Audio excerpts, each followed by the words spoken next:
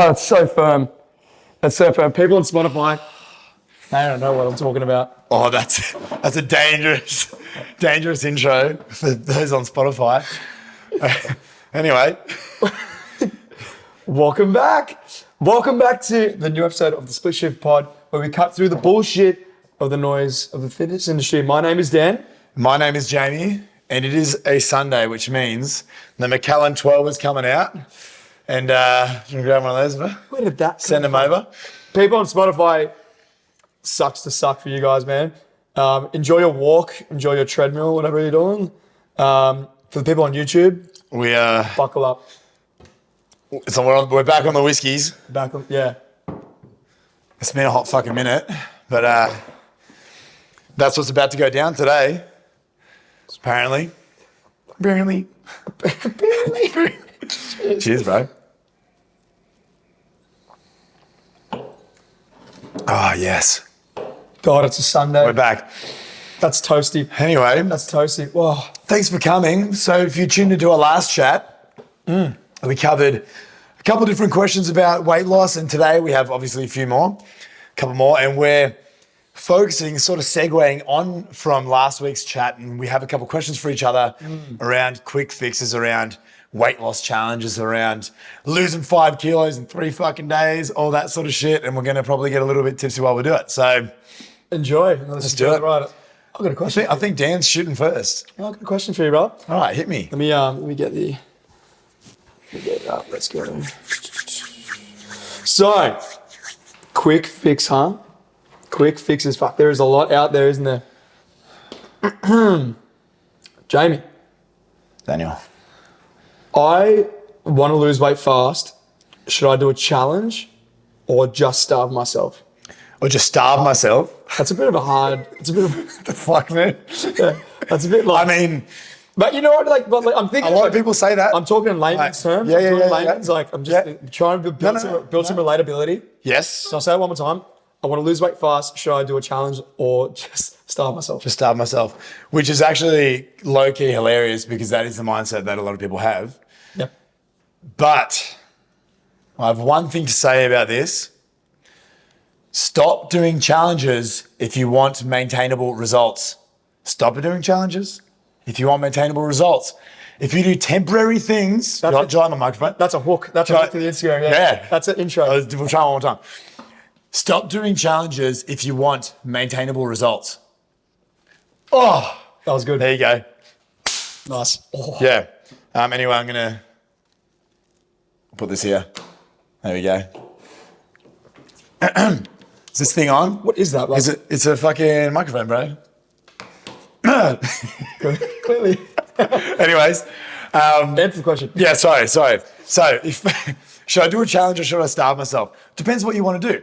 At the end of the day, we had a chat about this in a previous video, but let's obviously reiterate it. That is, it's already fucking getting to my head. If you are doing challenges and you are, yes, start the game. If you are into the whole challenge and starving yourself deal, then you need to expect that if you are doing temporary things, you will get a temporary result. If you're doing things to get a result that is temporary, that result too will be fucking temporary. Unless you are meticulous with how you come out of that, which is actually a shitload harder than it seems. How much harder for people is reverse fucking dieting than dieting? Massively. Like it's a big mental battle. Like, and I don't think I could do it without a coach, let alone, Gen Pop, whatever. But yes, if you are doing temporary things to achieve a result, then expect that result too to be temporary. What I spoke about in the last time we had a little chat about this was the fact that there's nothing inherently wrong with challenges. There's nothing inherently wrong with a quick fix or anything like that, unless it is to achieve a lifestyle.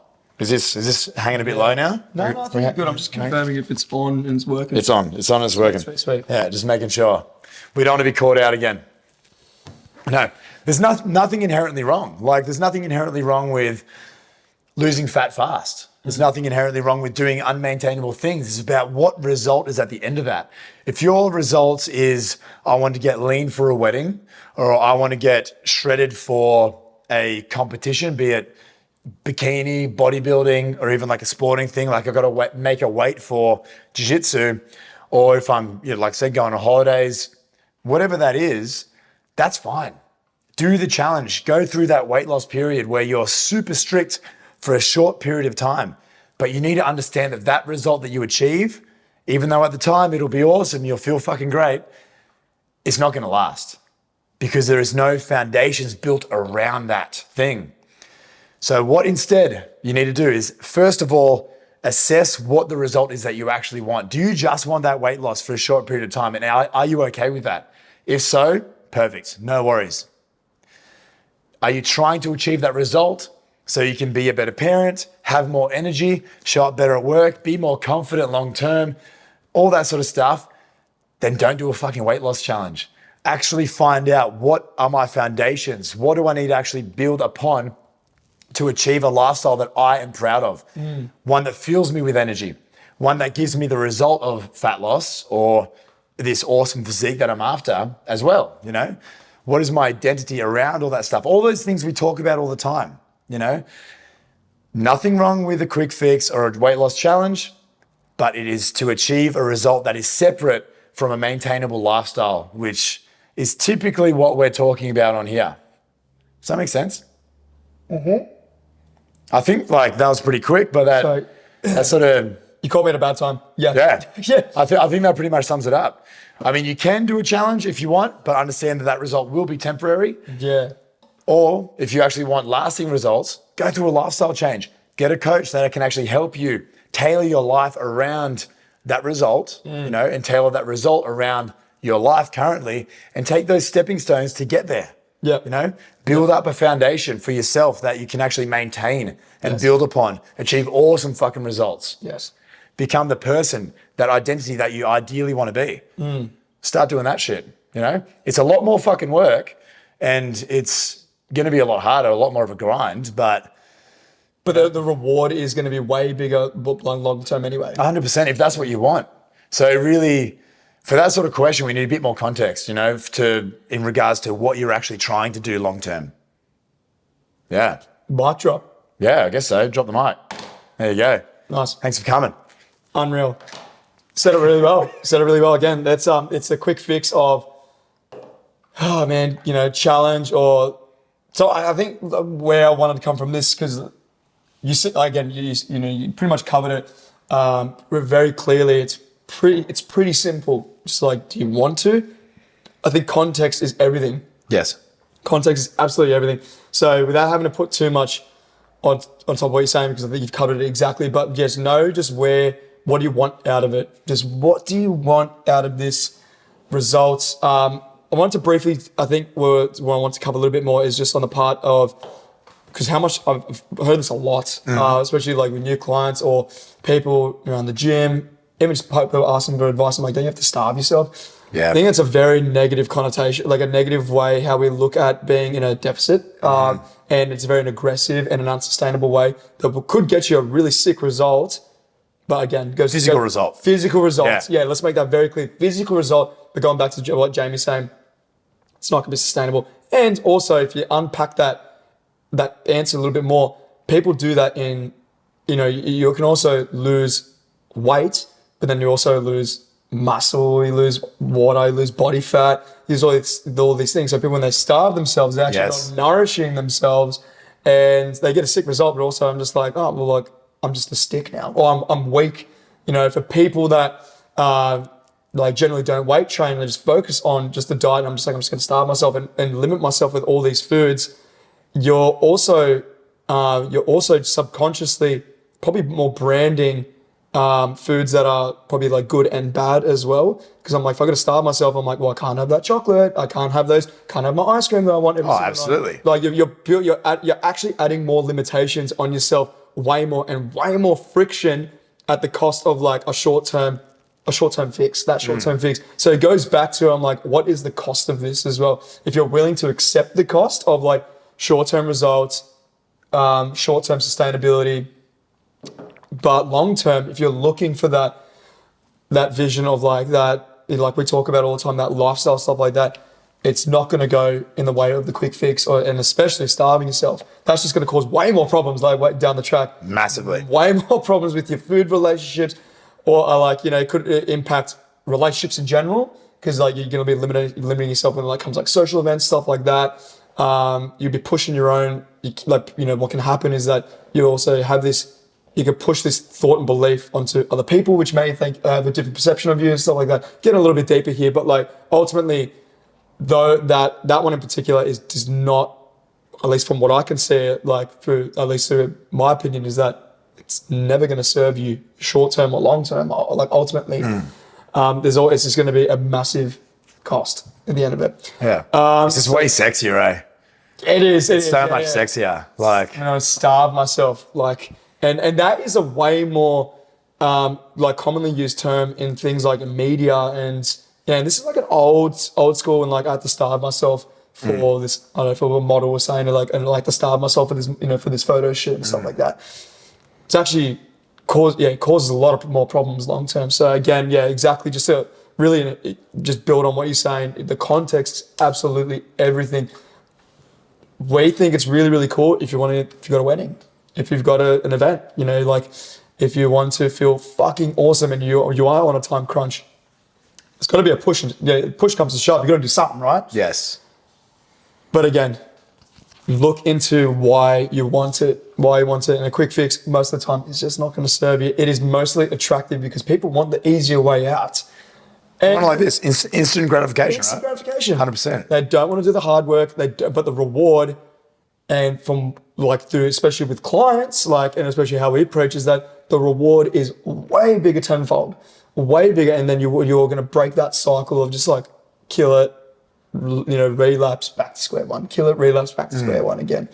So It even comes back to when we're talking about those absolute terms, like where instead of being like, you know, I'm trying to quit smoking, be like, I'm a non-smoker or I don't smoke. It's almost the same as that when it comes to a challenge. You know, oh, I don't eat that. I don't do this. I don't do that because I'm on a challenge. It's 6 weeks. I've got to get shredded. Absolutely. Our minds work so much more efficiently with absolutes. But when you're trying to create a lifestyle, there aren't really many fucking absolutes. Like there's so many different factors coming into your life, you know? a lot of leeways as well. So many leeways. So you're having to do so much more self-work on your own mental state, on your own belief systems, on your own identity, all that sort of stuff.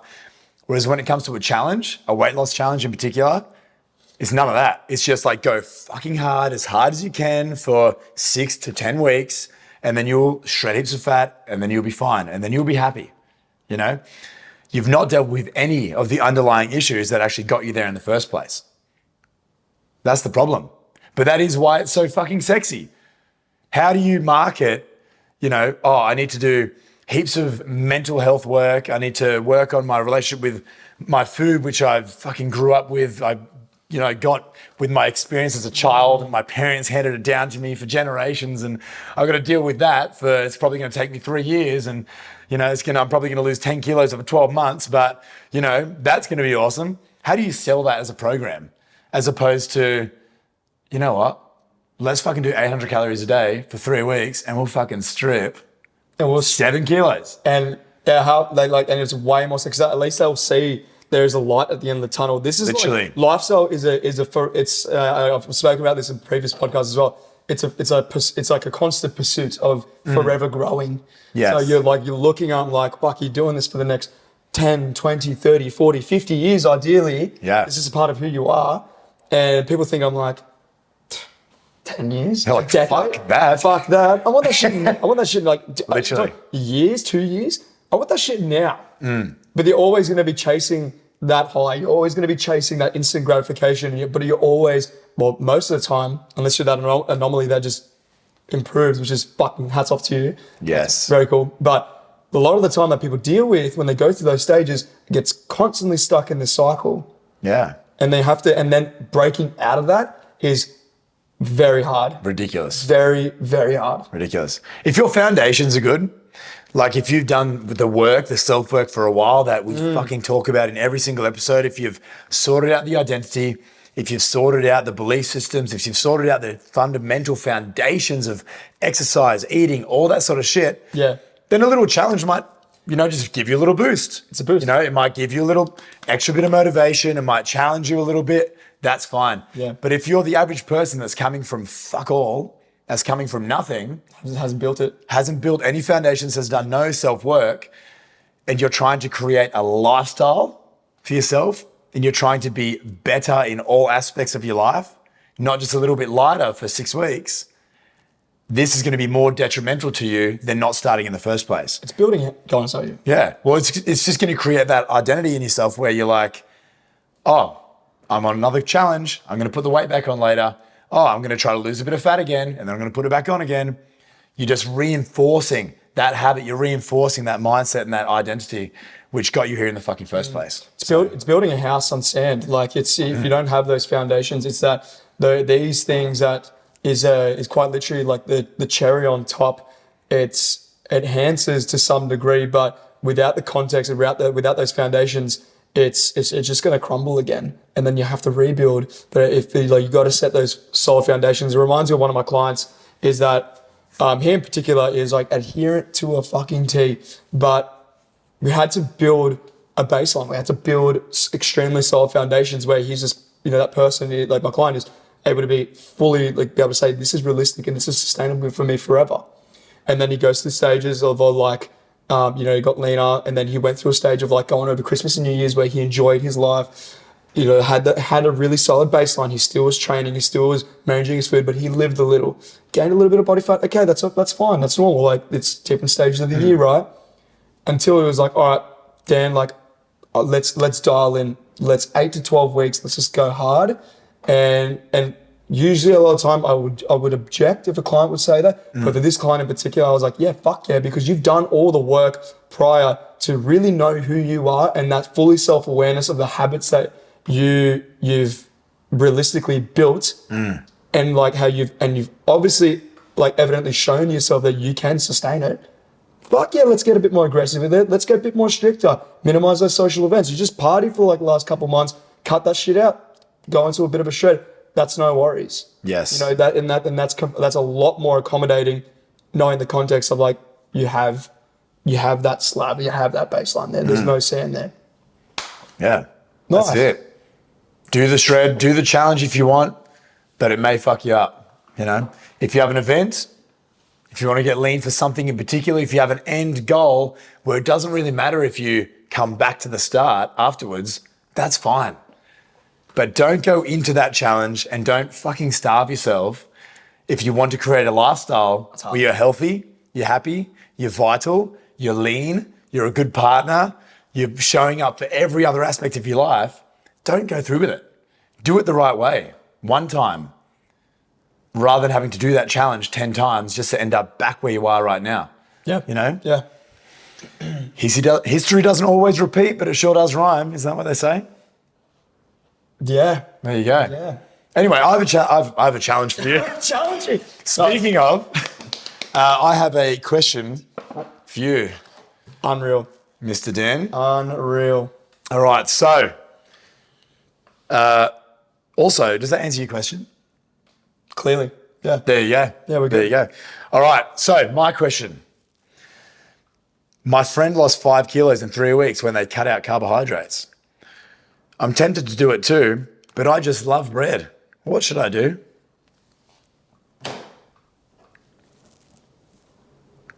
Wow. Yeah. Well, okay. Very similar. Yeah. Let's unpack that a little bit more. The influence around, especially with people close to you. If you look at cultures, or if you look at what media tells people, it influences people, but nothing will influence you more than people close to you. Like, because they're your circle, and if they're influenced by something or something that's been said, they're like, I lost heaps of weight because I just jumped on the ketogenic diet and I cut out carbs, or I went on a carnivore diet and I've just been eating meat all the time and I just lost 5 kilos in 3 weeks. How good's that? Like, you should do it. There is a chance that there is like that possibility in your head. I'm like, fuck, they did that. And chances are I've been trying to lose weight for a while. They should do it. They've done it and they've lost the weight, and maybe I should do it too. people around you will heavily influence you the most rather than things like media. They're your biggest source of influence there. Just be mindful of that. But to unpack that a little bit more, you've lost 5 kilos. Brandon lost 5 kilos in a few weeks. You're tempted to do it, but you love bread. I fucking love bread. All about bread. All my clients love bread. A lot of my clients love bread. Like, I just had bread 2 hours ago. literally, I love bread. Anyway, what was I saying? We'll talk to you next week. I love bread too. See you later. I am gonna go buy some bread after this. Baker's delight. Let's go. Oh, dude, on. So here, let's get a little bit educational with this one. So, what did they actually lose? So, if you're looking at like when you're cutting out carbs, you also got to figure out what did they lose in that 3 weeks as well. That's a lot of weight in 5 kilos in 3 weeks. That's a lot of weight, body weight. I think we're getting clear around that.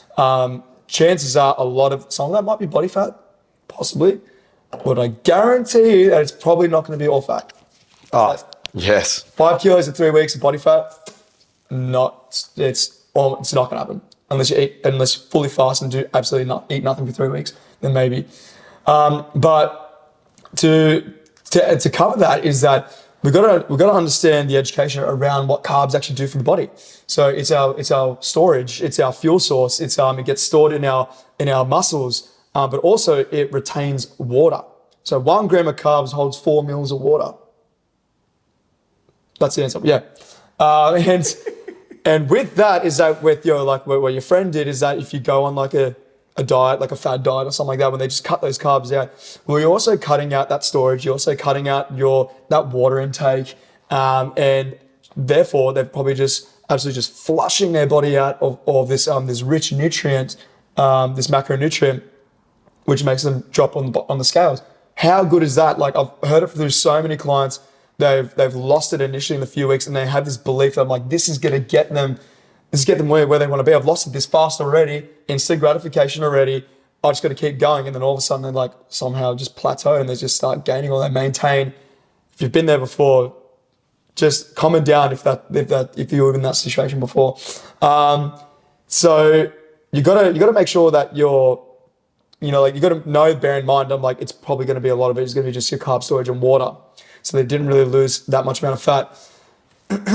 Now, to follow through, I'm like, you love eating carbs. You got to also remember with this massive drastic change where you're taking something that you enjoy in your diet, remember, it's going to be also probably unsustainable long term. If you love eating bread and you just cut that out, it's going to be a lot harder to sustain a sustainable diet. It's going to be a lot harder because you're also losing the enjoyment out of your eating. You love bread. That's okay.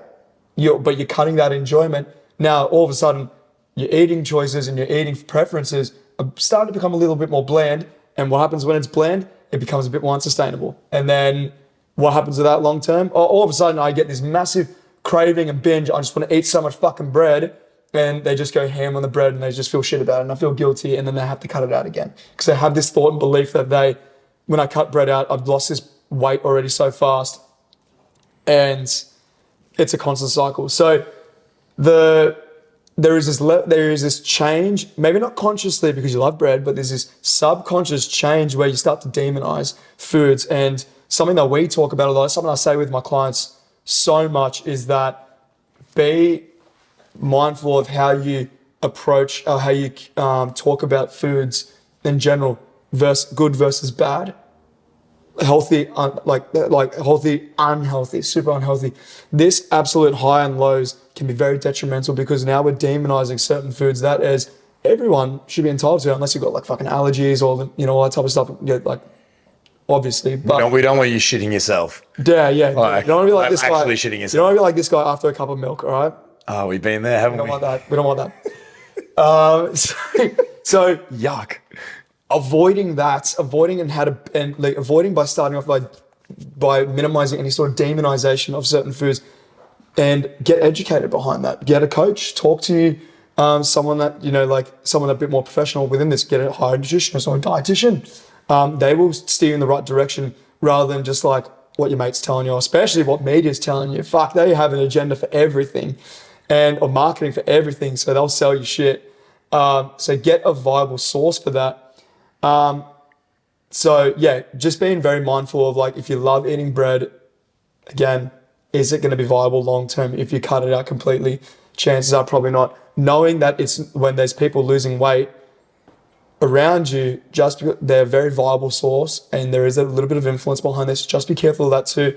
But also go back to the education behind it. If you want it, if you don't know, don't truly know, be curious, learn to educate yourself. Like I said, get a coach. Now we can steer in the right direction, or nutrition dietitian, and understand like what is also losing in relation to that body weight, the scale weight, water, carbs, or something. You're depleting that. Go figure you're going to lose weight. No shit. You know what I mean? Literally. So, yeah, does that kind of answer your question? Exactly.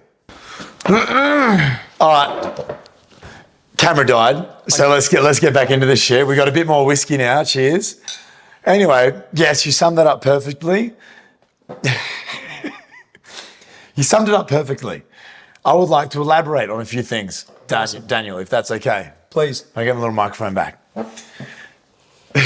So I love what you said about how we are easily influenced by our circle and our past experience. And I feel like that's a lot of what we speak about together, and what our MO is, or what we really what we talk about when we're talking about clients or we're talking about people getting results, is how we need to deal with your past experience and how you deal with your circle, because they are so fucking influential in your life.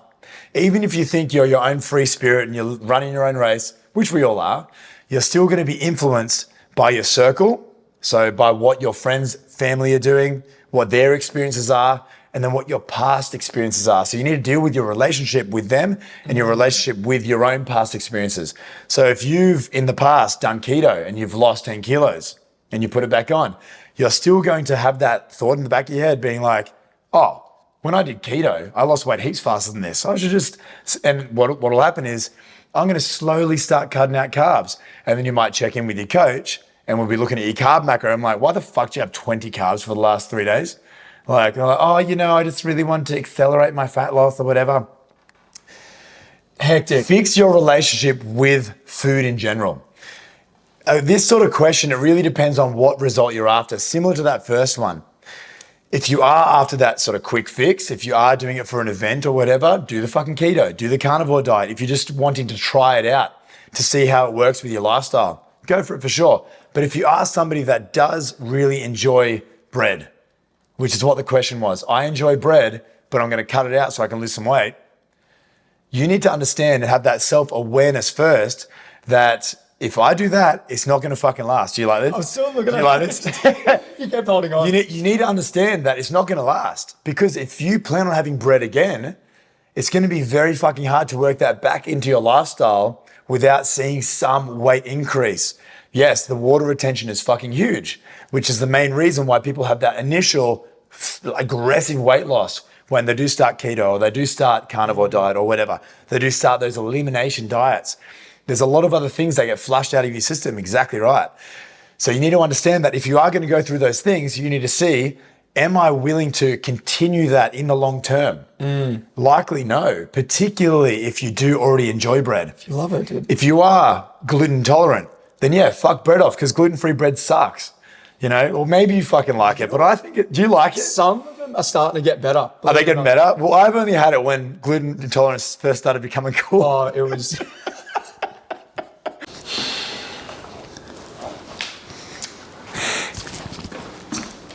I hate technology.